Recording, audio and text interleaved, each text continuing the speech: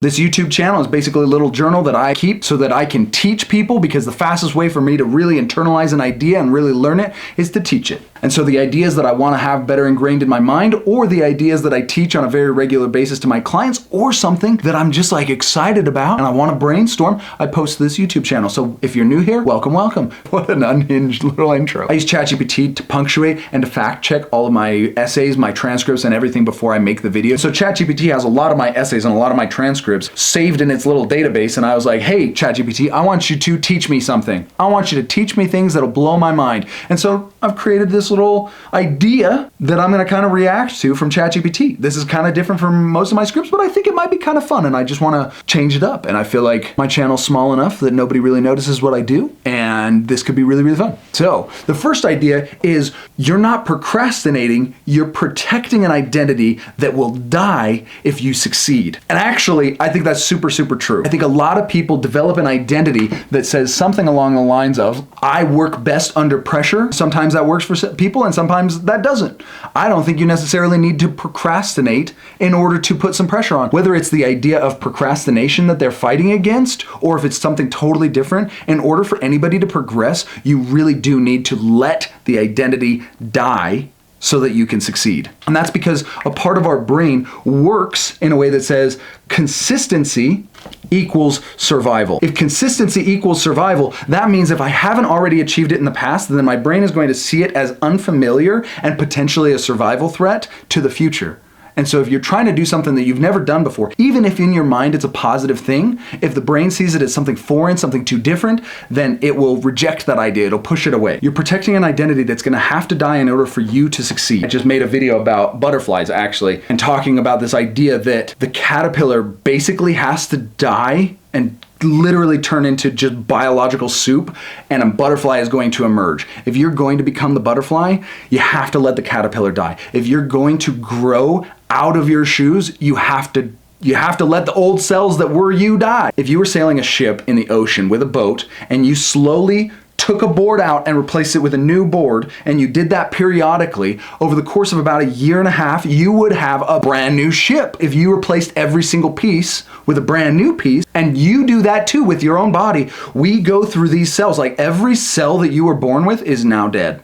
All of the brain cells, all of the oxygen, all the blood, all of the things, everything that made up the composition of who you were is a cell that's been dead and turned into dust a long, long time ago. And we sit here and we protect the identity, our mental state, as if it's our identity, and we're like, I can't let these cells die. But guess what? For you to grow, it has to. It's gonna happen. What is the identity that you're trying to protect? What is the identity that's under attack if you succeed? Think about it. The next idea is the fear isn't the task, it's who you'll stop being. I don't know what that means. The next idea, healing doesn't make you whole. It just shows that you never weren't whole. There was nothing missing, only a memory of who you are. I think that's true. I think if we keep looking outside of ourselves and thinking that's going to complete me, that's going to complete me, that's going to complete me, that's what's going to make me happy, then we're going to be consistently and constantly seeking for something outside of us. But if you recognize, oh my gosh, I've been whole the entire time, that's true healing. You just need to remember who you were and that you were whole the entire time. The scriptures say, be therefore perfect. And that has led to a lot of scrupulosity and a lot of perfectionism.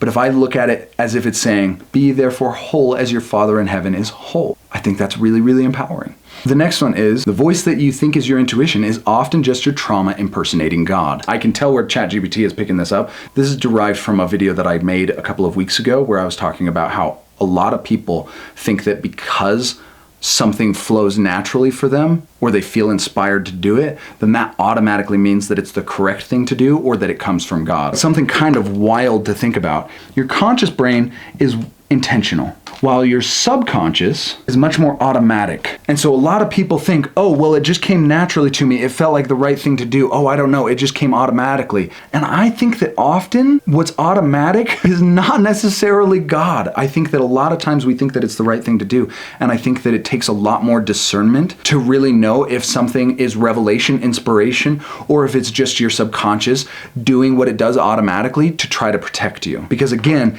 it does things automatically with survival as the main priority. But survival to the subconscious usually looks like homeostasis, or maintaining some kind of consistency, or staying where I'm familiar. And so if we go and do what's automatic is often what's familiar to us, and what's familiar to us has a lot more to do with our past and not a whole lot to do with our goals. And so if you want to move towards your goals, don't always just assume that what comes automatically is the correct thing to do. Next idea is the future isn't waiting for you. It's being programmed by your present nervous system. And I think that that is true. I think that we don't realize the role that our nervous system plays in who we're becoming. Your nervous system is in charge of feeling. So if we feel something tactile, then it's the nervous system that interprets that sends the message up to the brain, but it's also our feelings. We could say it this way. Where's my marker? If my body is feeling anxious, that's going to send a message up to the brain via the nervous system to say, hey, react accordingly. The brain then gets that message and sends it back down again to the body, because the body wants to feel like the brain does, and the brain wants to feel like the body does. And so it creates this system. If anxiety or not good enough is something that your nervous system is getting a lot of exposure to, it's really used to that feeling, there are neuroreceptors in your brain that say, okay, we need to adapt to get better at processing the emotions that are here frequently. And so if you feel anxious often, then it's like, okay, cortisol up, fight or flight, engage, whatever it might be. And if that happens every day, it's like, okay, let's just get it so that anxiety can be more constant and easier and normal. We want to normalize this. We want to become extremely efficient at producing the emotions that are being produced consistently. And so if it's anxiety or feeling not enough, yeah, your nervous system is going to program everything. And then the moment you try to change that, then often it's almost like somebody will make progress and then suddenly relapse. And that's because the body and the brain are working together to try to maintain homeostasis. And if joy and gratitude are too far outside of homeostasis, then the brain is going to think, whoa, this is not safe.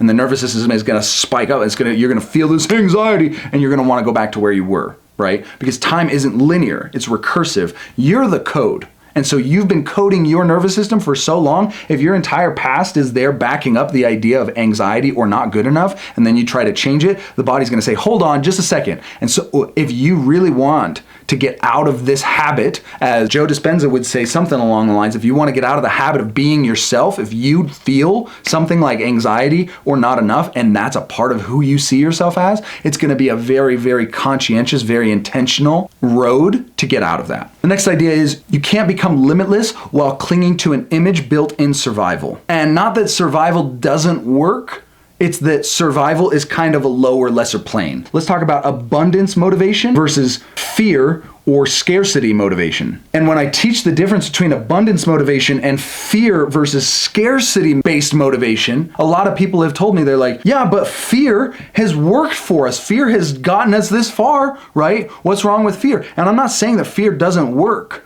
I'm saying that it's an outdated system. Fear worked pretty well when we were fighting saber-toothed tigers, when we were living in caves and doing things like that. But now that we live in the world that we live in, we have the same stress or anxiety response to math homework or school or relationships or work that we would to a threat to our lives. And I don't think that it's necessary. While fear can motivate some and can work sometimes, I'm not saying that it can't ever happen and it can't ever work. I just think that abundance is a higher version. And so if you want to become limitless, you can't do it out of fear and scarcity. Become limitless. Let the mask go.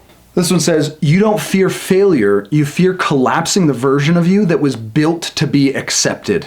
That's fair. I think for most people, you do what works and you tend to repeat what works. And so if you found that being quiet, being submissive, hiding, all of that, if you find that that works and that's how you gain acceptance, you're going to keep repeating that, even if it's not the healthiest thing. Some people use over bravado or humor to be accepted. And a lot of people fear that if they push themselves towards what they see as success, what happens if my identity that I built for myself to be accepted falls apart? I just don't think that shame survives very well while also being authentic. You built a version of yourself to create a safe environment with your family and with your friends and then with your colleagues. And now you take that same acceptance you take that same identity that you built to be accepted into the workplace with you. And sometimes it can really shoot you in the foot.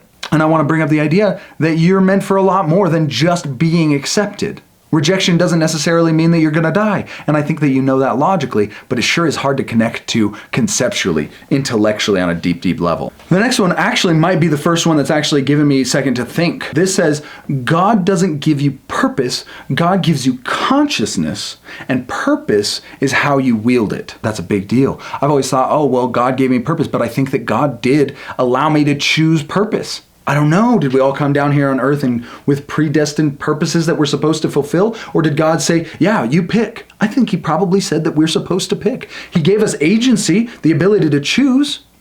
He gave us consciousness. I do believe that this is probably right. God gave us consciousness, and purpose is how we wield consciousness and agency.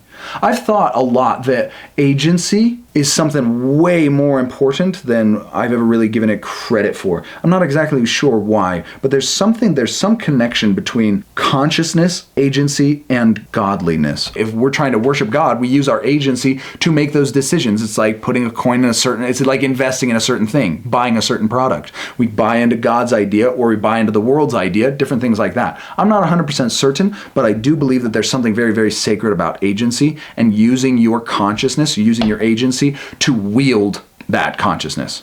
God doesn't give you purpose, God gives you consciousness, and purpose is how you wield that consciousness, using all of your choices, right? I think that you're not a servant of fate, you're more a sculptor of your own meaning. How do you go and sculpt out what the purpose is that you want in your life? What is it that you want to achieve? Go out and get it. I'm curious how you guys feel about this one. Your reality isn't shaped by what you believe, it's shaped by what you refuse to question. There are a lot of people that just kind of accept what's handed to them. They don't want to challenge the status quo. They just want to fall in line. If you never question anything, then reality is kind of just handed to you. But if you want to question something, you want to live differently, start asking things. Your reality isn't shaped by what you believe. It's shaped by what you refuse to question. And I guess that's true because the lie that feels safest is actually kind of dangerous because it's going to keep you trapped. This one says, you can't create a future self if your present self is still addicted to being wounded. If you're looking for a coach or a therapist who is going to affirm every single little thing that you feel and is going to feel sorry for you every step of the way, I don't know that I'm the best coach for that. Because a lot of people who are stuck in any kind of victim mentality, I'm going to tell them like it is. If your addiction to being wounded is stronger than your desire for progress,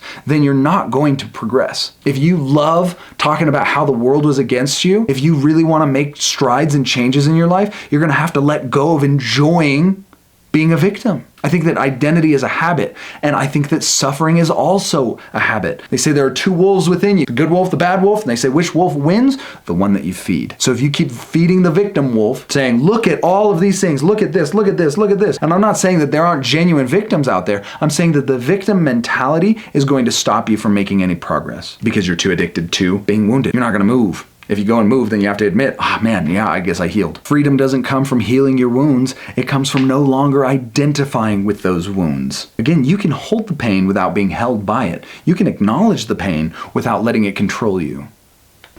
The greatest illusion is that you need to become more, where the truth is you need to remember more. You're not growing, you're revealing who you already were. I believe that we're children of God, and I think that the better that we can connect to what that truly means, the more powerful we're going to be, and the less stressed we're going to be about this daily mundane life. We're not going to stress about taxes and apartments anymore if you could really remember the fact that you're a child of God. You need to reveal that, almost like I see a lot of people kind of like a statue of gold who's covered in mud and dirt. And all we see is the mud and dirt, when within us is this incredible statue of gold that we tend to forget about.